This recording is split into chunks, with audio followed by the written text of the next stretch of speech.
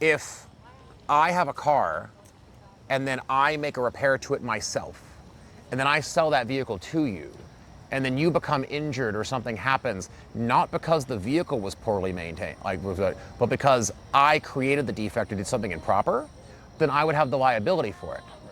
Like if I put brakes on it and then sold it to you, but I put the brake pads on backwards and then you got into an accident, right? I'd be responsible for your damages.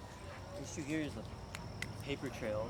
I mean, I guess the best evidence is that it only drove 13 miles before, the engine got shot. Well, no, the evidence, but you would have to have a mechanic look at it and figure out, was it defective prior?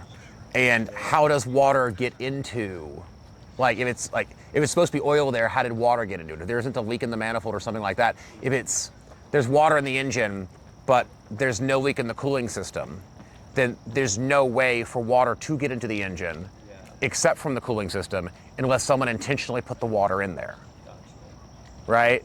If that's the thing. It's there's no way for sugar to get in the gas tank unless someone put the sugar in there.